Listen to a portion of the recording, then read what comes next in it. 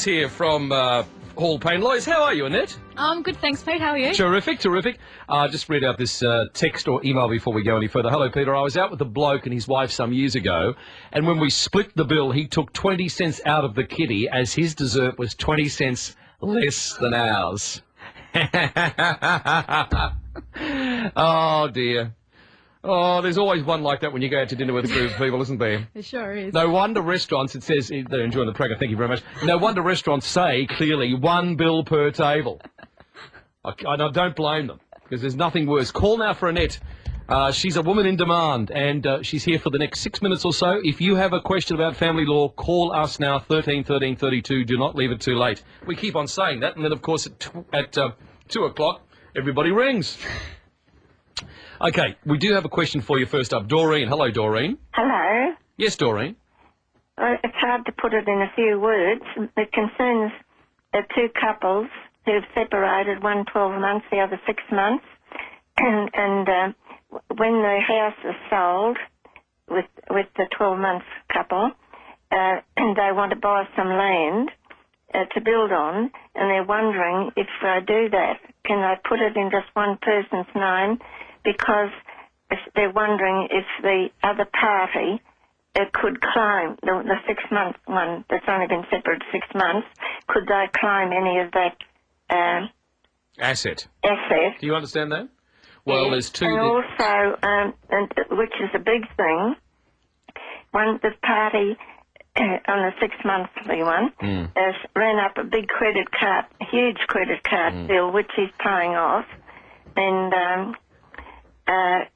that's why she was wondering if she could put it in her name. So we're not quite clear of this. There's two couples involved here. Yes. Now, one... And one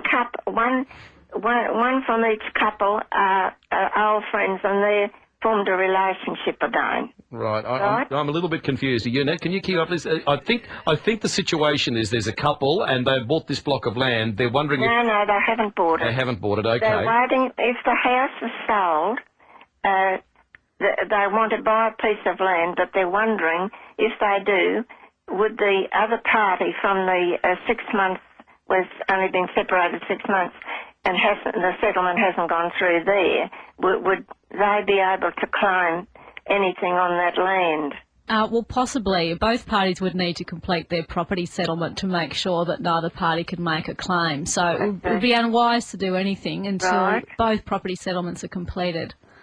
Right. There's your answer. All right? Yes. Hold off a bit. And about the credit card, Same thing. The credit card can be taken into account in the property settlement. So could he make her pay half? She ran the credit card up. possibly, yes. If it was used for purposes relating to their relationship, if she wasted it, for example... She gambled it. If she gambled it, then he would have to argue she's wasted it and therefore he shouldn't have to And pay. how would he be able to prove that?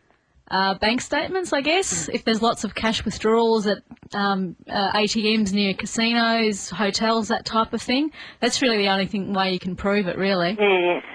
He would have to take it to court, though, wouldn't he? She may admit it. She may Well, I not haven't want got to go. money for solicitors. As you know, he's paying off this huge credit card bill because he just had to use that to buy food because she was using all the money up gambling. And all that has to be taken into account in their settlement if she's wasted money. Oh, she certainly has.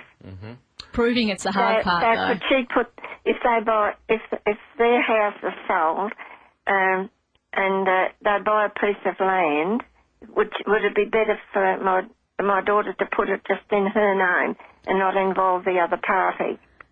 But even if she hasn't done a settlement, then her ex can still make a claim regardless of whose name it's in. So her partner's... Her ex wouldn't do that. No, he won't. He's going to buy the house. He wouldn't do that. Okay. It's the other party, the lady that's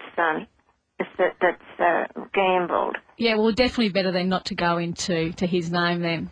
You can just put it in the one name. Yeah. Yes. All right, love. Thank you. Okay, Doreen, it took us a while to get there, but we got there eventually. And you did well. Thank you very much. 13 13 32 is our phone number. Hello, Wayne. G'day, mate. How are you? Good, thanks.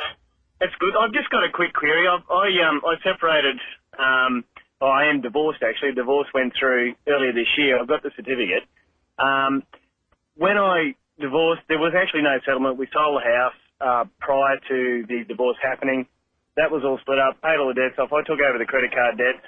Now, I've met another lady and I would like to purchase a house with her, but I've been told I've got to wait a year from the certificate date or she can contest anything that I go into. Is that correct?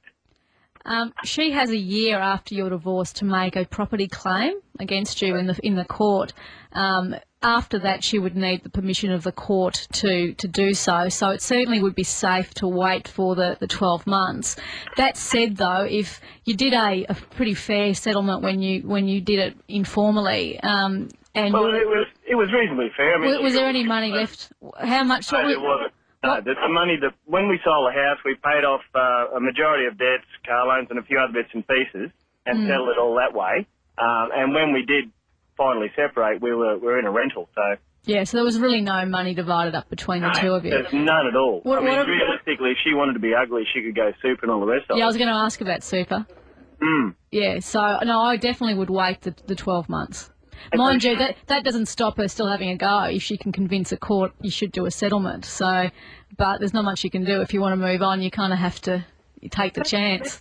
Geez, that is so unfair. But if she has made no financial contribution to your new asset, then she's going to find it difficult. But still, if there's a difference in your income, for example, or if there are kids, then it's not just about financial contribution. Okay. You just realise it's unfair now. Now! No, Peter, it's been unfair for a long time, but boy, geez, they've got you by the short and curly. Well, that's why you need to do official. You do a property settlement and you don't have this problem. Yeah, there you go. Okay, can I get her to sign an affidavit or something like that? Well, not that she probably would, but would that clear me? You would need to do a proper property settlement. You can basically just do consent orders, which says that you each keep what you've got, and if you can do that and get her to agree to it, then that will solve your problem. Okay, all right. Thank you, Wayne. And we've got no time for anything else. We sorted out a few people's problems today. And the very complicated one, but I think I got it in the end. You did get it in the end. I think, again, both questions relate to how important it is to do a formal settlement. Don't just agree amongst yourselves, because you need to be able to move on and you need to have some certainty in your future financial relationships, and you can't do it if you haven't done it properly. And this idea of avoiding a lawyer is absolutely ridiculous, quite frankly, isn't it? You know, because you just need to know where you stand and exactly how the courts will see it. Yeah, and the thing is too, I mean, if you get some initial advice, if you don't want to pay a lawyer to prepare the paperwork, we can sort of direct you where you can go. You can get the paperwork off the internet. We can help with all of that. So the cost doesn't necessarily have to be prohibitive to do that, and you'll end up saving yourself a fortune and being able to move on with some certainty. Absolutely. That's what it's all about, being able to move on with some certainty. Annette Lakey, thank you very much. No problem. Family law specialist. She's there for 4BC listeners. The first consultation for 4BC listeners is absolutely free. 3221 2044. 3221 2044. As I said, the first consultation for 4BC listeners free at Hall Payne Lawyers. See you next time.